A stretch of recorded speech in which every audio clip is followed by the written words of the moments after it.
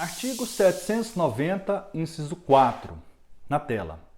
São sujeitos à execução os bens do cônjuge ou companheiro nos casos em que seus bens próprios ou de sua ameação respondem pela dívida.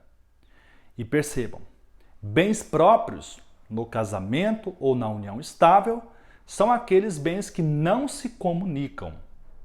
E bens comuns são aqueles que se comunicam, ainda que esteja no nome de um cônjuge apenas.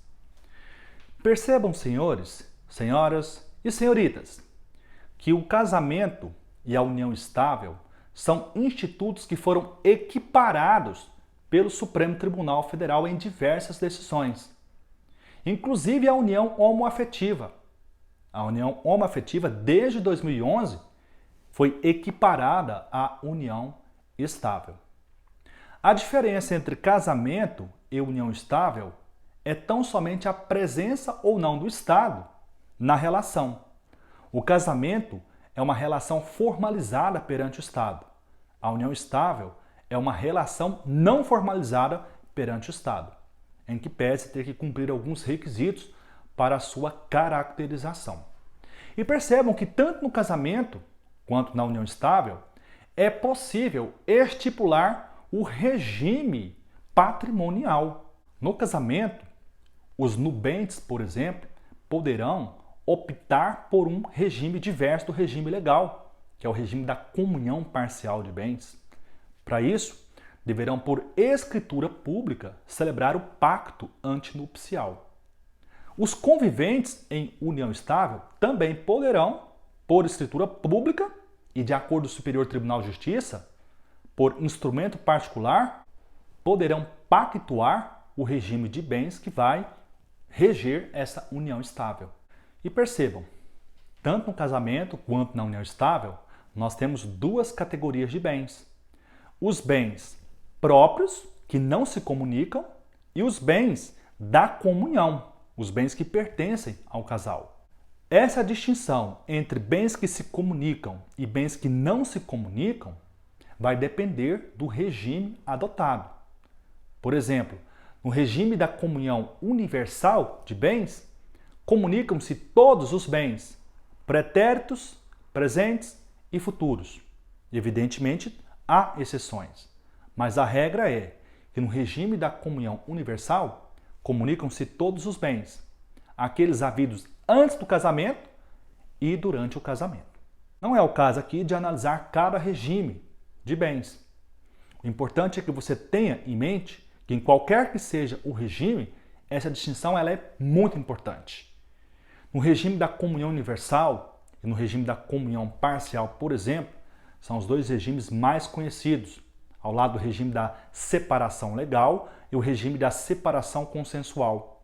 Tem um quinto regime, que é a participação final nos aprestos, de pouquíssima utilização prática e muito criticado pela doutrina.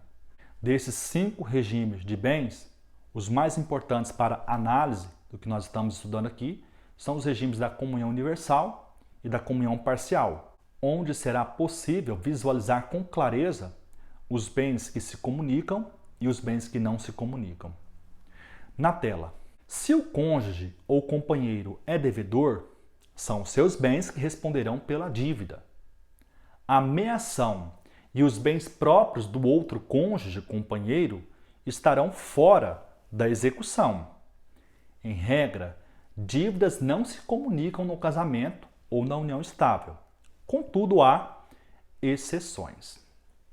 Então percebam, a regra é, conforme vimos no início da aula, no primeiro bloco dessa aula, quem tem o débito tem a responsabilidade.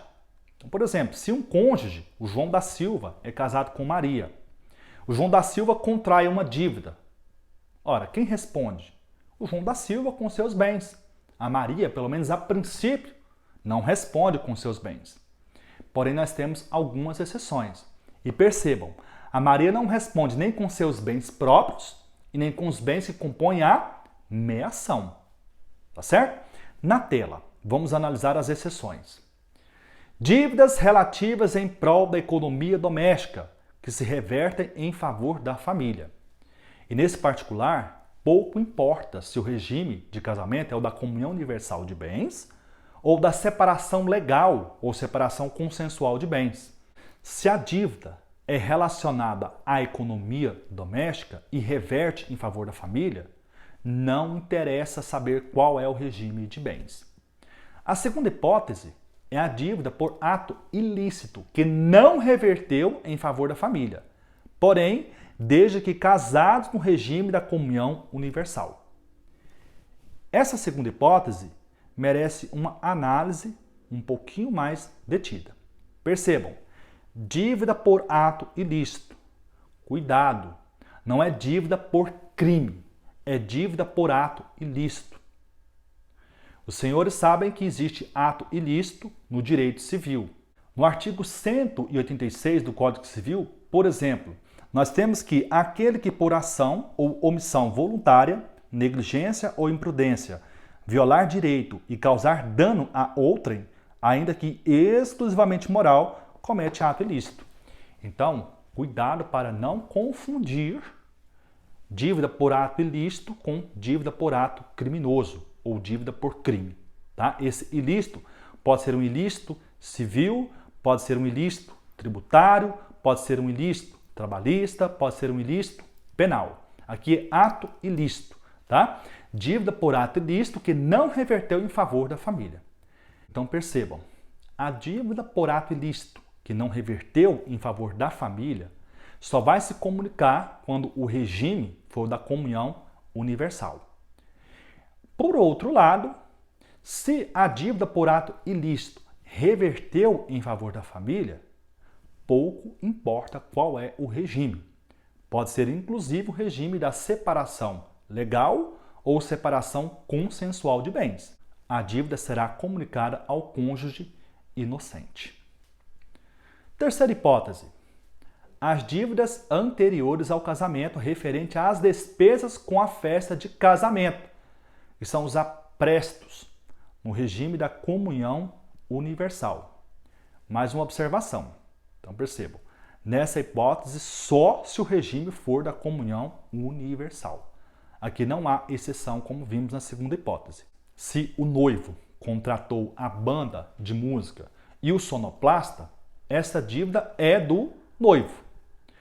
Depois do casamento, a então esposa não poderá ser demandada em uma ação executiva, exceto se o regime for o da comunhão universal. Se a noiva, por exemplo, contrata o salão, a decoração do salão, quem responde por essa dívida é a noiva. Casou, após o casamento, o credor vai ter que cobrar da esposa, exceto se o regime for da comunhão universal. Compreenderam? Quarta hipótese. As dívidas que reverterem em favor do casamento. E nessa hipótese, pouco importa o regime. Compreenderam? Então, sintetizando na tela. Dívidas relativas em prol da economia doméstica, que se revertem em favor da família. Isso aqui você pode incluir a quarta hipótese. Dívidas que reverterem em favor do casamento. A primeira hipótese faz referência à economia doméstica. A última hipótese simplesmente fala reverter em favor do casamento. Tanto faz, em prol da economia doméstica ou em prol do casamento. Na segunda hipótese, nós temos que os bens do outro cônjuge respondem pela dívida contraída quando essa dívida tiver por origem um ato ilícito e os cônjuges forem casados no regime da comunhão universal. Já quanto às dívidas anteriores ao casamento e que se refere às despesas com a festa do casamento, elas também se comunicam desde que o regime seja da comunhão universal de bens. Agora percebam um detalhe.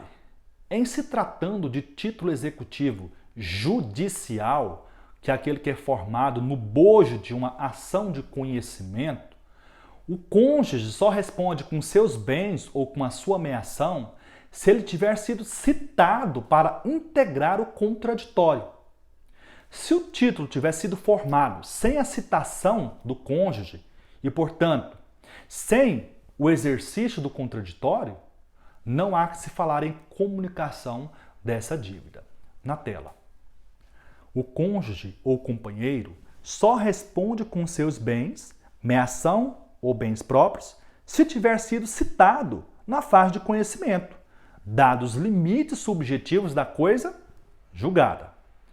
Então percebam, João da Silva é casado com Maria, no regime da comunhão universal de bens.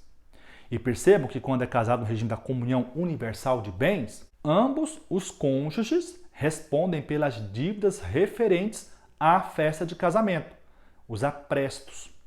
Ocorre que se o credor mover ação de conhecimento só contra um dos cônjuges, aquele que assinou o contrato, desprovido de força executiva, por exemplo, uma vez transitada em julgada a sentença, não terá como excutir bens do outro consorte, pelo simples fato de o outro consorte não ter integrado a demanda e não figurar no título executivo como devedor.